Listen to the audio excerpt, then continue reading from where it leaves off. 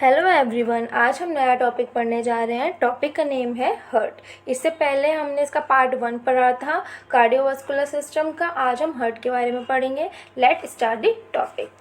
Heart has 4 hollow chamber. Heart के पास 4 hollow chambers हैं, जिसमें से 2 हमारे आर्टरिया हैं और 2 हमारे वेंट्रिकल हैं। आर्टरिया क्या है? रिसीविंग चैम्बर है, और वेंट्रिकल क्या है? हमारा फिलिंग चैम्बर है। रिसीविंग और फिलिंग किस चीज़ की बात चल रही है? यहाँ पे ब्लड की बारे में बात चल रही है। ठीक है, now next to the slide. अब इसमें हमने देखा कि हार्ट के बारे में ये क्या है, बेसिक सा एक डायग्राम है जिसमें हमने पढ़ा था 4 चैम्बर थे। तो एक चैम्बर हमारा ये है, एक चैम्बर ये है, एक चैम्बर हमारा ये है, और एक चैम्बर हमारा ये है। ठीक है, तो ये हमारा राइट आर्ट्रियम वाला पार्ट है, ये हमारा लेफ्ट आर्ट्रियम वाला पार्ट है, ये हमारा राइट वेंट्रिकल है, ये हमारा लेफ्ट वेंट्रिकल है। तो ये 4 हॉलो चैम्बर्स होते हैं। ठीक है, अब आगे हम वेसल्स के बारे में पढ़ेंगे, तब इसमें थोड़ा दिखाऊंगी मैं आपको, तब थोड़ा आपको क्लियर समझ में आएगा। अभी आप पहले इसमें बस इतना याद रखिए, 4 चैम्बर्स हैं। ठीक है, अब हम बात करते हैं वेसल्स के बारे में, एक्सटर्नल वेसल्स के बारे में। Vessels returning blood to the heart include, वो वेसल्स जो रिटर्न करती हैं ब्लड को हार्ट को। ठीक है, वो कौन कौन सी होती हैं? पहली तो है हमारी इसमें सुपीरियर इंफीरियर वेना कावा। पहली कौन सी? Superior inferior vena cava. और सेकेंड है हमारी right and left pulmonary veins. ठीक है, अब इसको हम उसमें डायग्राम में देखते हैं कि वो कहाँ कहाँ है। देखा हमने, ये superior inferior vena cava, superior vena cava ये रहा, इंफीरियर वेना कावा इधर है। ये हमारे क्या है? राइट आर्ट्रियम का पार्ट है। किसका है? राइट आर्ट्रियम का पार्ट है। फिर हमारे पास आती है right and left pulmonary vein. ठीक है, तो इसमें हम देखते हैं कहाँ पे? लेफ्ट पल्मोनरी वेन ये रही और राइट पल्मोनरी वेन ये रही। तो ये क्या काम करती है? ये वो वेसल्स हैं, vessels that returning blood to the heart. तो ये हमने इसके बारे में देख लिया। नेक्स्ट हम बात करते हैं vessels conveying blood away from the heart. अब वो वेसल जो कन्वे करती हैं ब्लड को अवे फ्रॉम दी हार्ट, मतलब जो हमारा ब्लड है उसको हार्ट से बाहर लेके जाती है। तो उसमें हमारा पहला क्या है? पल्मोनरी ट्रंक है, जो कि स्प्लिट होता है right and left pulmonary arteries में। सेकंड है हमारी असेंडिंग ओर्टा, जिसकी 3 ब्रांचेस हैं। ठीक है, अब इसको हम अपने डायग्राम में देख लेते हैं। हमने पहले देखा कि जो हमारी राइट और लेफ्ट पल्मोनरी आर्टरीज है, आर्टरीज के बारे में, तो इसमें देखिए यहाँ पे क्या है? ये लेफ्ट पल्मोनरी आर्टरी ये रही हमारी, लेफ्ट और राइट पल्मोनरी आर्टरी हमारी ये रही, और आर्टा का है हमारा यहाँ पे। तो इससे क्या होता है? ब्लड जो है वो हमारा हार्ट से दूसरे ऑर्गन में, ठीक है, हमारे ब्लड के वेन्स में यहाँ से ही ट्रांसफ़र होता है, मतलब यहाँ से ही हमारा क्या होता है? ब्लड कन्वे होता है। ठीक है, ये समझ लिया हमने। अब हम नेक्स्ट स्लाइड पे बढ़ते हैं। अब हम ब्लड वेसल्स के बारे में बात करेंगे। किसके बारे में? ब्लड वेसल्स के बारे में। 5 टाइप की ब्लड वेसल्स हैं। ठीक है, taking blood to the tissue and back. अब ये क्या वेसल्स क्या काम करती हैं? इनका क्या फंक्शन है? कि वो ब्लड को टिश्यूज़ तक लेके जाती हैं और टिश्यू से वापस भी लेके आती। कहाँ लेके आती हैं? हार्ट में। यहाँ पर जितनी भी बात हो रही है वो सब हमारे हार्ट से रिलेटेड हो रही है। ठीक है, जिसमें से पहली हमारी arteries, arterioles, capillary, venules and veins. ठीक है, अब इनके बारे में थोड़ा सा पढ़ते हैं हम।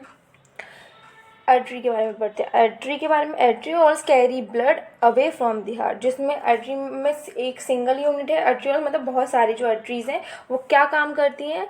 वो कैरी करती हैं ब्लड को फ्रॉम द हार्ट, ब्लड को हार्ट कैरी करती हैं blood away from heart, heart की तरफ को वो ब्लड लेके आती हैं। ठीक है, मतलब दूर लेके जाती हैं। आर्टरीज जो होती हैं वो ब्लड को अवे फ्रॉम हार्ट, मतलब जितना भी जो ब्लड हार्ट में जो ब्लड है वो वहाँ से कैरी अवे, मतलब वहाँ से दूसरे बॉडी पार्ट्स में वो वहाँ पे ट्रांसफ़र कर दी। The elastic fibres allow the artery to stretch under pressure. जो इलास्टिक फाइबर्स जो प्रेजेंट होती हैं आर्टरी में वो उसको हेल्प करती हैं स्ट्रेच होने में अंडर प्रेशर। जब प्रेशर हाई होता है तो उसकी वजह से ये क्या करता है? ये इलास्टिक फाइबर जो होती हैं वो स्ट्रेच हो जाती हैं और उससे क्या होता है? आर्टरीज पे कोई भी इतना ज़्यादा दबाव प्रेशर नहीं पड़ता है। प्रेशर कैसा होता है आर्टरी में? हाई होता है। वॉल्स कैसी होती है? थिकर होती है। अब वॉल भी इसमें 3 टाइप की हैं। तो इसमें जो टूनिका मीडिया है जो बीच वाली है वो कैसी होती है? थिकर होती है। कैसी होती है? थिकर है। वॉल्व इसमें प्रेजेंट नहीं होता है। ठीक है, अब हम वेन्स के बारे में पढ़ते हैं। Venules carry blood towards the heart. और वेन्यूल्स जो होते हैं, जो वेन्स हैं, वो क्या काम करती हैं? ब्लड को कैरी करती हैं टुवर्ड्स, मतलब बाहर से ब्लड को लेके आती है। बाहर से मतलब इस बॉडी से ही है, यहाँ पे बॉडी से जितने भी अदर ऑर्गन्स हैं या फिर हमारे नर्व्स हैं, वहाँ से ब्लड को जो है वो हार्ट पे लेके आती हैं। ठीक है, वेन्स है valve which stop blood from going in wrong direction. Wave के पास क्या होती है? वॉल्व्स प्रेजेंट होते हैं जो कि ब्लड को रॉन्ग डायरेक्शन में फ्लो होने से रोकते हैं। प्रेशर यहाँ पे कैसा होता है? लो होता है। वहाँ पे कैसा था? हाई था। वॉल जो थी यहाँ पे थिनर है। जो ट्यूनिका एक्सटर्ना है वो कैसी होती है? थिकर होती है यहाँ पे। ठीक है, और जो यहाँ पे ट्यूनिका मीडिया है वो कैसी होती है? थिनर होती है। और यहाँ पे सेम उल्टा है इसका। ल्यूमेन क्या होता है? जो बीच का जो खाली पार्ट जो होता है वो हमारा कैसा होता है? इसमें लार्ज होता है और इसमें थोड़ा सा कंपेरेटिबिलिटीली यहाँ पे स्मॉल होता है। ठीक है, अब हम बात करते हैं कैपिलरीज की। कैपिलरीज जो होती हैं वो लिंक करती हैं आर्टरीज को वेन से। They exchange materials between the blood and other body cells. वो एक्सचेंज करती हैं मटेरियल बिटवीन ब्लड और बॉडी सेल्स के बीच में। Wall of capillary is only 1 cell thick. जो सेल कैपिलरीज की जो वॉल होती है वो बहुत ज़्यादा थिक नहीं होती। कितनी होती है? सिर्फ 1 सेल थिक होती है, मतलब इतना एक सेल का साइज होता है वो उतनी थिक होती है।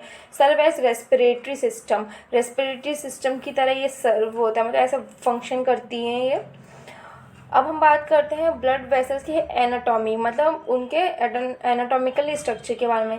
3 लेयर्स होती हैं जिनको हम बोलते हैं, जिसमें से पहली है हमारा ट्यूनिक इंटिमा जो कि एंडोथेलियम सेल्स से बना हुआ होता है। ट्यूनिक मीडिया जो होता है वो हमारा स्मूथ मसल का बना हुआ होता है। फिर आता है ट्यूनिक जो एक्सटर्ना जो कि फाइब्रस कनेक्टिव टिश्यूज़ का हमारा बना हुआ होता है। ठीक है, मतलब ये किससे सेल्स की बनी हुई होती हैं ये भी यहाँ पे थोड़ा सा डिफाइन है।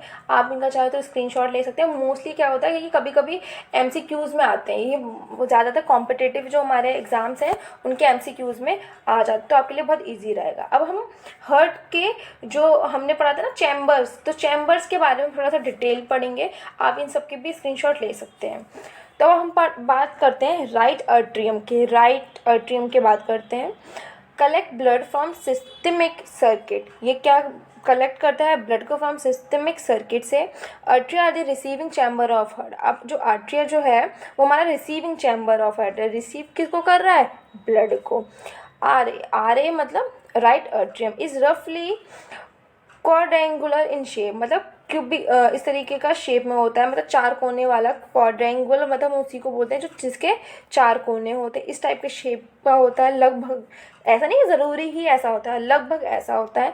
Divided into 2 parts. हमने देखा ही था कि वहाँ पे 2 पार्ट्स में डिवाइडेड है, जहाँ पे हमने देखा था हमारे सुपीरियर इन्फीरियर वेना कावा है। सुपीरियर वेना कावा जो होता है वो हमारा अपर पार्ट में प्रेजेंट है, और जो हमारा इन्फीरियर वेना कावा जो है वो हमारा लोअर पार्ट में। यहाँ पे मैंने मेंशन भी कर रखा है आप लोगों के लिए। ठीक है, अब हम नेक्स्ट बात करते हैं राइट वेंट्रिकल के बारे में। राइट वेंट्रिकल क्या कहता है? पंप करता है ब्लड को टू पल्मोनरी सर्किट में। ठीक है, फिर ventricles are pumping chamber of. Ventricles क्या होते हैं? हमारे पंपिंग चैम्बर होते हैं हार्ट के। It is convex and form large part of heart. ये कैसा होता है? कॉन्वेक्स शेप में होता है और बहुत ही ज़्यादा लार्ज पार्ट में। हमने देखा था काफ़ी ऐसा पार्ट वो शो कर रहा था। ये तो हमारा सिर्फ राइट आर्टरियम था, ये हमारा राइट वेंट्रिकल, तो ये सिर्फ काफ़ी कॉन्वेक्स और बहुत ज़्यादा लार्ज पार्ट है हार्ट का। The wall of RV is much thinner than LV।